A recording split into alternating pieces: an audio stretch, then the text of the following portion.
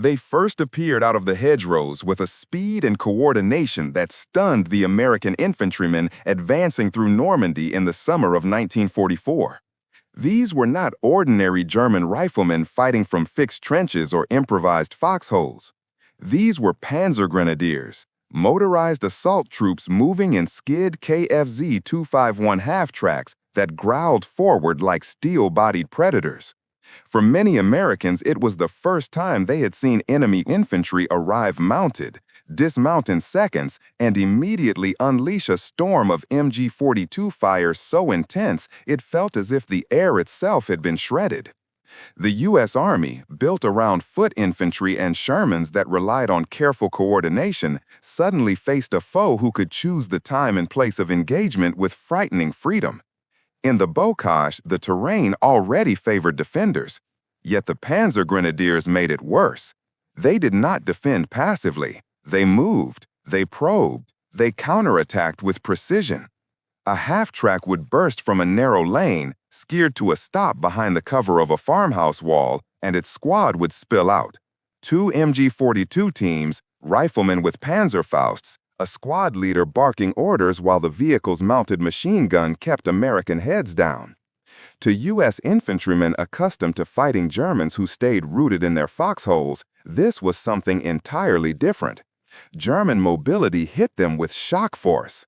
One moment the line appeared stable, the next it buckled under the weight of an assault executed faster than American platoon leaders could react.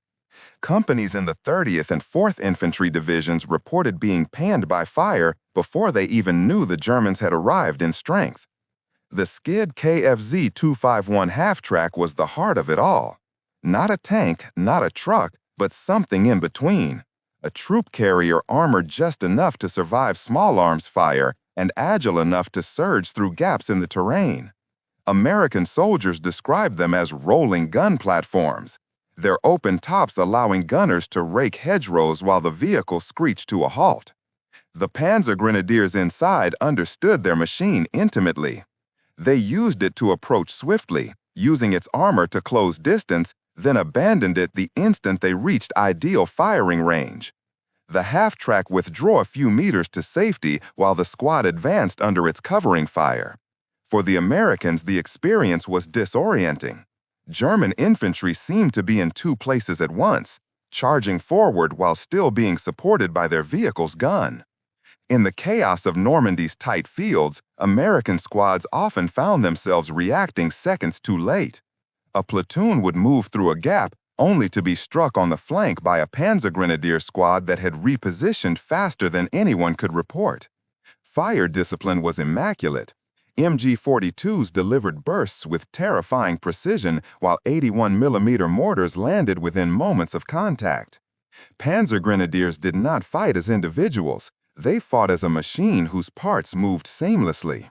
And that machine overwhelmed the slower, more methodical American formations.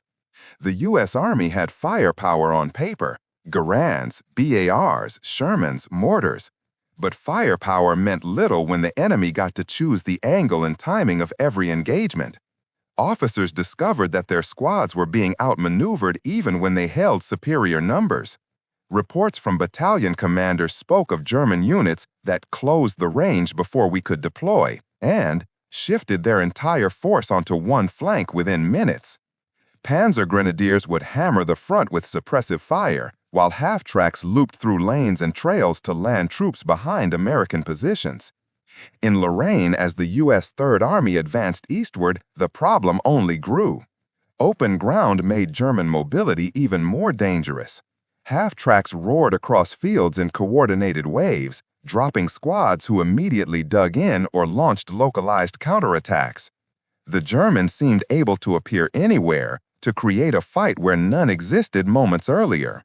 And most alarming of all was what the Americans discovered once they finally halted a Panzergrenadier assault. The Germans carried more automatic weapons per squad, more grenades, and were trained to maintain fire and movement with a fluidity the Americans had not yet mastered. In these early encounters, the American infantry understood a hard truth. They were being outrun, outgunned at the squad level, and outmaneuvered tactically. The Germans were using their half-tracks not as transports, but as shock multipliers. They chose when to fight and when to break contact. They delivered more fire in the first 30 seconds of combat than some American platoons could deliver in a full minute. The lesson came hard and fast. If the U.S. Army wanted to survive fighting Panzergrenadiers, let alone defeat them, it would have to change the way it moved, the way it attacked, the way it armed its squads. In Normandy, the Americans had met a new kind of enemy, and they had learned, painfully, that the battlefield itself now belonged to the most mobile force on it. The first thing American soldiers learned after surviving a Panzergrenadier assault was that the Germans never attacked with just infantry, and they never attacked from only one direction.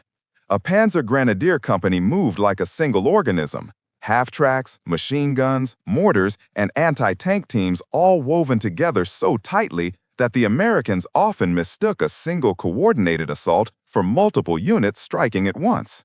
Fire and movement was not a tactic to them, it was instinct, and it was devastating. The SDKFZ-251 was the centerpiece. More than a transport, it was a mobile firing platform that delivered shock at speed. Its armored nose deflected rifle fire, its open top allowed the gunner to engage targets instantly, and its mobility let German squads choose precisely where to strike. When a half-track crested a rise or burst from a hedgerow, its MG-42 sprayed a fan of fire wider and denser than anything in the American arsenal. The gun's terrifying rate of fire, over 1,200 rounds per minute, split U.S. platoons before officers could shout orders. Then, while American infantry hugged the earth, Panzergrenadiers dismounted in tight, disciplined pairs and bounded forward, one element firing while the other advanced. The Americans could not outpace them. They could barely keep up. At St. Lo, an infantry captain reported that the Germans closed 150 yards in less than a minute while firing the whole way. In Lorraine, the problem became worse. The terrain opened, giving the half-tracks even more room to maneuver. Panzergrenadiers did not attack in a straight line. They attacked in arcs, curling around American positions so that U.S. troops faced fire from three sides before they had even finished deploying. A rifle squad defending a hedgerow might suddenly find itself flanked by a half-track that had accelerated across a field no one thought was trafficable. By the time the squad leader realized the threat, the Germans were already dismounted and firing. Mortar teams added another layer. German 81mm mortars were fast, accurate, and integrated directly into company-level communications. The moment a Panzergrenadier squad made contact, a mortar section, already pre-registered on likely American positions, sent rounds crashing down within 30 seconds. U.S. commanders were stunned at how quickly German support fire arrived. In after-action interviews, soldiers repeatedly recalled the same sequence: MG-42, mortar, flanking fire, then the sudden appearance of the half-track silhouette moving into a new firing angle. American forces had no equivalent responsiveness. Their 60mm mortars were excellent, but they required setup time and careful sighting. Their machine guns had slower rates of fire, lower portability, and lacked the brutal suppression that an MG-42 squad could generate. Worse still, U.S. infantry formations, trained for linear, methodical advances, were too spread out to react cohesively. A platoon stretched across a long hedgerow might find its left flank pinned, its right flank isolated, and its center forced backward by half-tracks circling like wolves around a herd. German fire came too fast, too heavy, and too coordinated. The Americans were still fighting piece by piece. The Germans were fighting as a single system. The Americans' anti-armor capabilities made the situation even more precarious. Bazooka teams rushed forward, but the older M1 and M9A1 launchers frequently failed to penetrate the angled plates of half-tracks or the frontal armor of supporting Panthers. Soldiers often watched their rockets bounce or detonate without effect. In the chaos of a Panzergrenadier assault, smoke, dust, rapid movement, bazooka teams rarely had time to close the distance enough to ensure a kill. Some companies found themselves outrun by their own weapons' limitations. The Germans also understood how to break American cohesion psychologically.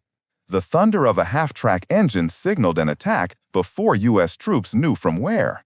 MG-42 bursts carved through foliage so quickly that many soldiers thought 2 or 3 guns were firing when it was only 1. Mortars followed within moments, landing with a rhythm so precisely timed it felt mechanical, inevitable. Even veteran U.S. units like the 29th Infantry Division reported moments where entire platoons were pushed back simply because they could not identify the direction of the threat. It was not fear, it was blindness. Panzergrenadiers exploited that blindness mercilessly. When an American unit pulled back to regroup, half-tracks surged forward to cut them off. When a Sherman arrived to stabilize a sector, German Panzerschreck teams, cooperating closely with their mechanized infantry, appeared at the edges of fields or behind stone walls to fire at 80 or 90 meters. The Sherman was tough, but it was not invincible, and German infantry knew exactly how to support their armor with layered fire. By September 1944, American field commanders understood the scale of the problem. They were not simply outnumbered or outgunned in certain engagements, they were being out-coordinated. Panzergrenadiers fought as a unified machine, and that machine shattered American formations that were too slow to concentrate fire, too rigid in movement, and inadequately equipped to meet mechanized threats at squad level.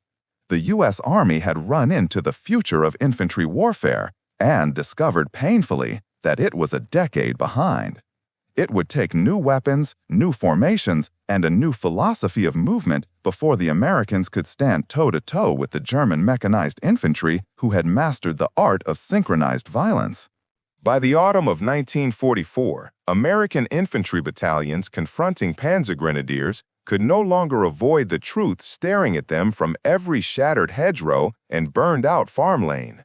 They were outmatched at the squad level, not because they lacked courage or manpower, but because their weapons were simply not built for the kind of fight the Germans were forcing onto them. The U.S. Army entered France with weapons designed for a war of rifle teams and tank duels, not a war of rapid mechanized infantry thrusts supported by half-tracks, heavy automatic fire, and close-range anti-tank ambushes. And as the battles moved from bocage to open country to the dark forests of Lorraine and Hürtgen, the inadequacy of American infantry firepower became impossible to ignore. The weakness revealed itself most brutally in the bazooka teams. The older M1 and M9A1 bazookas, carried proudly ashore on D-Day, had performed acceptably against thin-skinned vehicles or static bunkers. But against the angled armor of a half-track at even moderate range, and certainly against Panthers or the frontal arc of Stag 3 assault guns, they were nearly useless. Rocket after rocket struck German vehicles only to detonate harmlessly or bounce off, the white flash followed by a sinking feeling in the stomachs of the Americans who now knew the enemy vehicle would survive long enough to deploy its squad. At St. Lo, a bazooka gunner from the 35th Division recalled firing twice at an oncoming half-track only to watch it skid sideways into a new firing position and unleash an MG-42 burst that pinned his entire platoon. It wasn't fear, he wrote later, it was the realization that our weapons weren't made for them. Even more humiliating was the fact that the Germans' own infantry anti-tank weapons, Panzerfausts and Panzerschrecks, were dramatically more effective. American Sherman crews, advancing to stabilize sectors under Panzergrenadier attack, found themselves trading shots with infantrymen firing weapons accurate to 80 to 150 meters and capable of punching clean through a Sherman's glacis. Meanwhile, American bazooka men had to close to 30 or 40 meters just to have a hope of a kill, often suicidal when MG-42s were already sweeping the approaches. Then came the collapse of the pre-war American anti-tank doctrine. For years, officers had insisted that the lightweight 37mm M3 anti-tank gun would be sufficient for infantry support. Normandy erased that fantasy. Against half-tracks, it lacked stopping power. Against Panthers, it was useless. Even the arrival of the 57mm M1, a licensed copy of the British 6-pounder, did not fully solve the problem at first. The Americans lacked doctrine for employing it aggressively. German Panzergrenadiers, on the other hand, fought with anti-tank guns integrated into their assault rhythm. Pack-40s fired from covered defiles, half-tracks flanked, infantry pressed forward in bounds. The 57mm M1 gave American platoons and companies a fighting chance, but the Army had not yet learned how to deploy the guns quickly, camouflage them effectively, or use them to shape enemy attacks. Worse still, American infantry formations themselves were not built for the kind of overwhelming, flexible, short-range fire that Panzergrenadiers routinely unleashed. A U.S. rifle squad, centered on the Garand, a semi-automatic rifle excellent for marksmanship but limited in sustained suppression.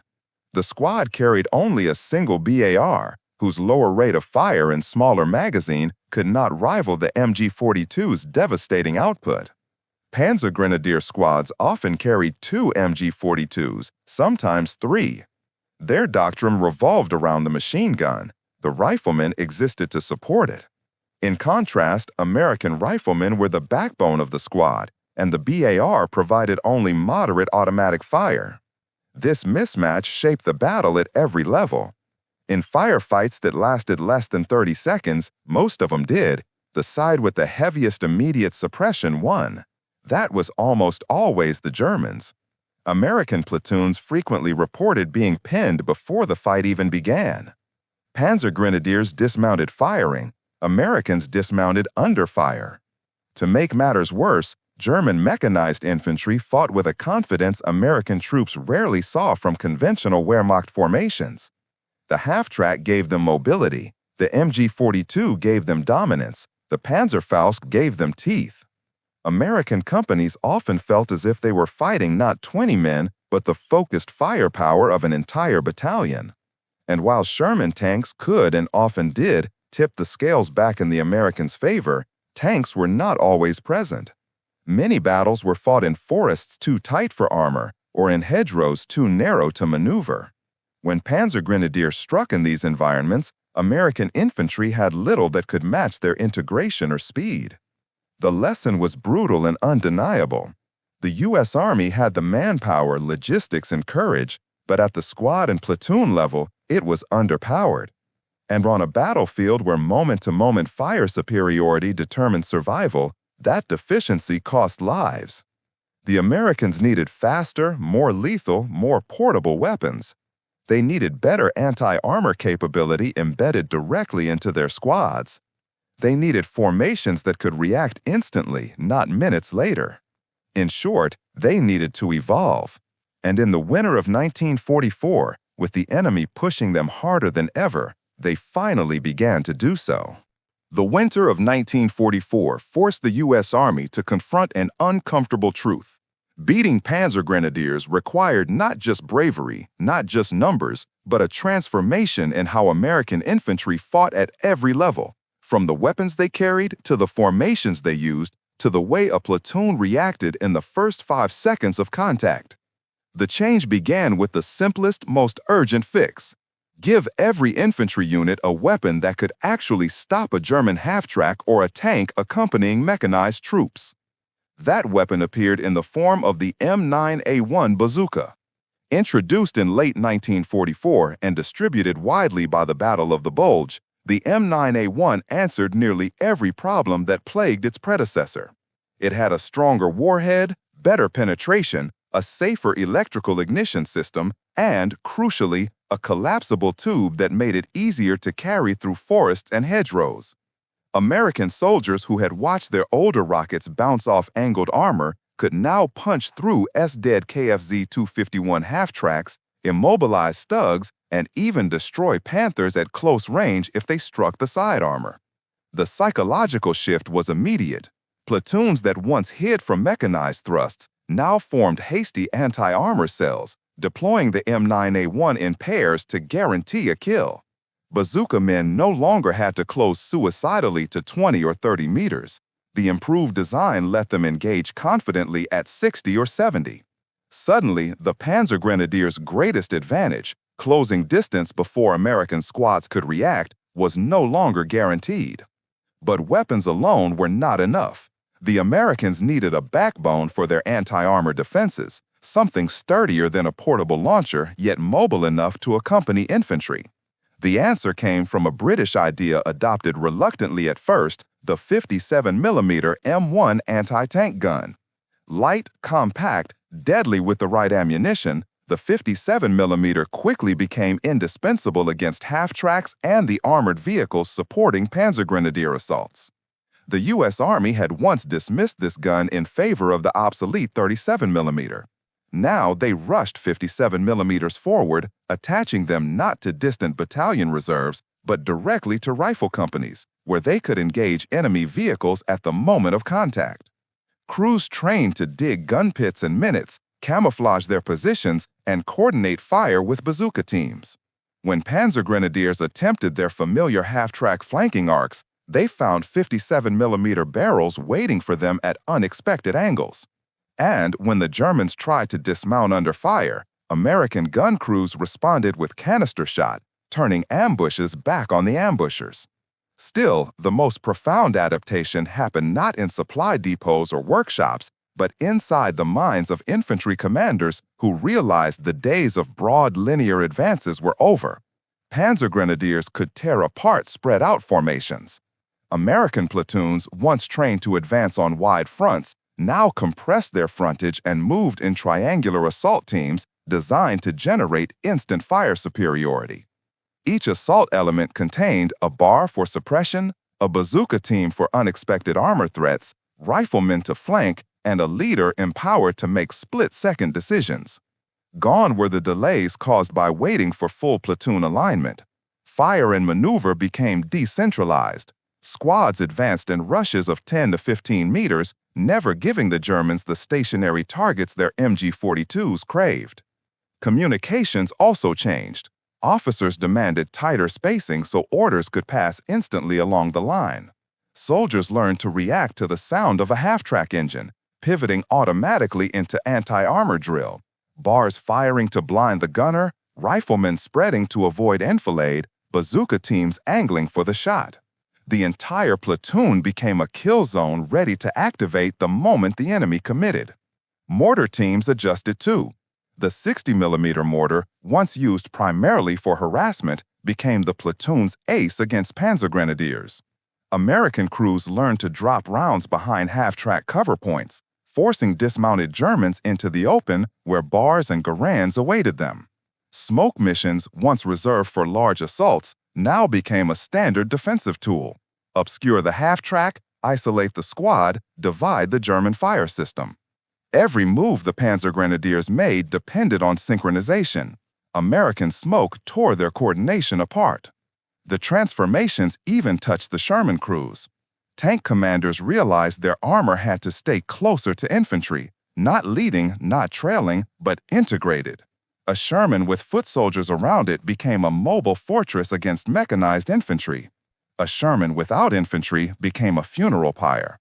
By late 1944, armored infantry teams drilled together, learning to identify half-track approach routes, likely MG-42 nests, and the arcs where German squads would try to dismount. They rehearsed counterthrusts. When a Panzergrenadier squad hit the right flank, the Sherman traversed left to cut off escape, while infantry shifted to envelop the point of contact. Every movement became mutual protection. The Germans had fire and movement. Now the Americans did too, but backed by more men, more guns, and a supply system the Reich could no longer match. What had begun as a desperate struggle to survive German mechanized infantry had become something very different, the birth of a new American battlefield identity. The U.S. Army was no longer reacting, it was evolving, and the Panzergrenadiers would soon discover that the force they had once overwhelmed had learned enough to turn the tide. By early 1945, the German Panzergrenadiers, once among the most feared and tactically fluid infantry forces on the Western Front, found themselves confronting an American army they no longer recognized.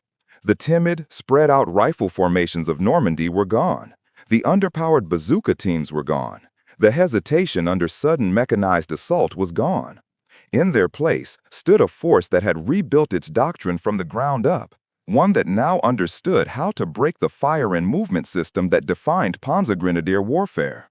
The shift became obvious during the Ardennes counteroffensive. While the opening days of the Battle of the Bulge shocked American units, the later clashes revealed a new pattern. U.S. infantry no longer collapsed when hit by coordinated mechanized thrusts. Instead, platoons responded with rehearsed anti-armor drills, funneling half-tracks into pre-sighted kill zones covered by bazooka teams and 57mm guns. When a German mechanized column attempted to circle a U.S. position, as they had repeatedly done in Lorraine, American squads countered by collapsing inward, concentrating fire instead of spreading thin. What once caused fragmentation now triggered cohesion. At places like Rochefort, Hansfeld, and the approaches to St. Vith, U.S. rifle companies held ground not because they had superior weapons, but because they had finally learned the logic of the enemy they were fighting. The M9A1 Bazooka played a central role in swinging the balance. The weapon appeared in such quantities by late 1944 that it became impossible for a Panzergrenadier commander to assume a safe avenue of approach. Half-tracks that once darted between hedgerows with impunity now faced ambushes from 70 meters away, distances that kept American teams alive and lethal. The Germans quickly realized the battlefield geometry had changed. Panzergrenadiers could no longer rely on speed to close the gap. Every dismount point, every curve in a road, every gap in a tree line might hide 2 or 3 M9A1 teams waiting patiently for a broadside shot. The mobility that once empowered German mechanized infantry now betrayed them. Being first into the fight meant being first into American crosshairs. The 57mm M1 anti-tank gun, once underutilized, now anchored defensive lines. American commanders learned to emplace these guns in mutually supporting pairs, concealed behind haystacks, stone walls, or shallow pit berms. Instead of reacting to German half-tracks, the guns anticipated them.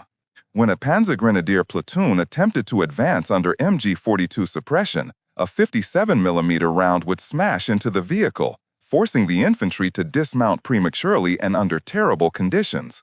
Suddenly, the Germans were fighting on American terms, without mobility, without prepared positions, without the synchronized momentum that defined their doctrine.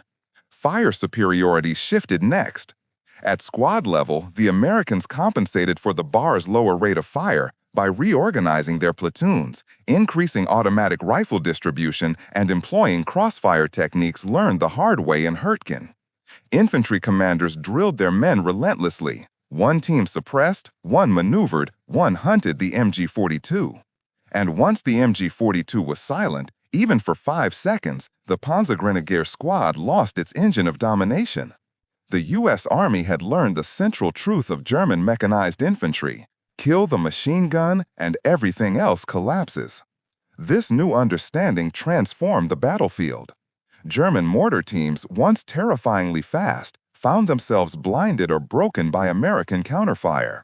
Sherman tanks, now synchronized with infantry, denied German squads the safe flanking routes they once exploited. Riflemen no longer fired blindly into hedgerows. They fired into patterns, anticipating where German teams would bound next. And it worked.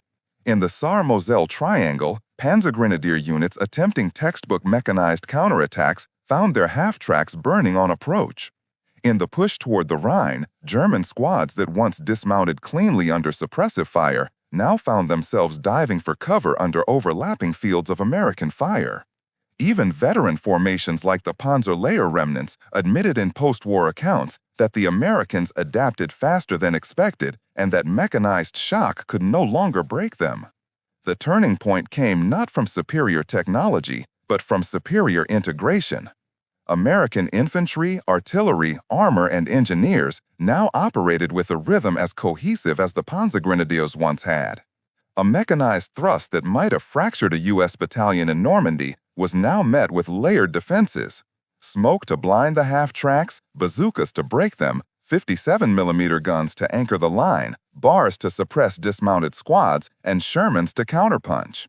By March 1945, Panzergrenadiers were no longer predators, they were survivors. They fought with determination, but their doctrine had lost its advantage. The Americans had learned too much, adapted too deeply, and armed too well. What began in Normandy as a series of painful defeats ended in the Rhineland as a quiet acknowledgement across German ranks. The U.S. Army had mastered the modern battlefield. The hard lesson America learned from the Panzergrenadiers did not just help them survive, it helped them win. And when U.S. forces finally crossed the Rhine, they did so as a mechanized, coordinated, and fiercely adaptive army, one shaped, in no small part, by the very enemy that had once outpaced them at every turn.